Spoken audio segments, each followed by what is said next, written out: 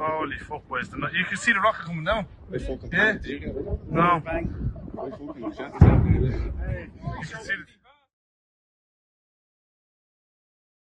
Perancis menunggu klarifikasi dari Israel mengenai penargetan pasukan perdamaian PBB di Lebanon yakni UNIFIL. Selain mengungkapkan keprihatinannya, Kementerian Luar Negeri Perancis juga mengutuk keras tindakan represif Zionis tersebut dalam pernyataannya pada Kamis 10 Oktober 2024.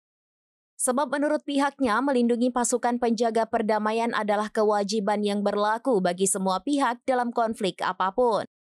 Sementara itu, Menteri Pertahanan Italia Guido Crosetto menuduh Israel melakukan kemungkinan kejahatan perang setelah UNIFIL mengumumkan tentara Israel menyerang posisi mereka. Crosetto memanggil Duta Besar Israel di Roma untuk memprotes penyerangan terhadap UNIFIL. Menurutnya, tindakan permusuhan berulang-ulang yang dilakukan oleh pasukan Israel terhadap markas UNIFIL dapat dianggap sebagai kejahatan perang.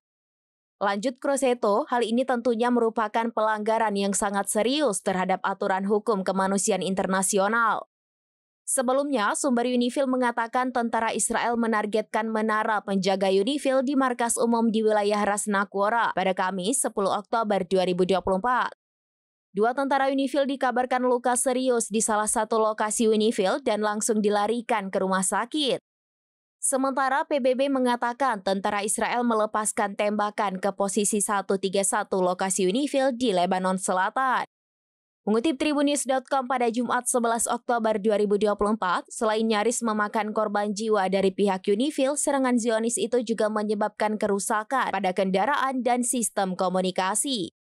Pasukan UNIFIL yang selamat menjelaskan tentara Israel dengan sengaja menembaki kamera pengintai di sekitar lokasi dan melumpuhkannya. Di sisi lain, UNIFIL menekankan mereka berada di Lebanon Selatan untuk mendukung kembalinya stabilitas di kawasan tersebut di bawah mandat Dewan Keamanan PBB.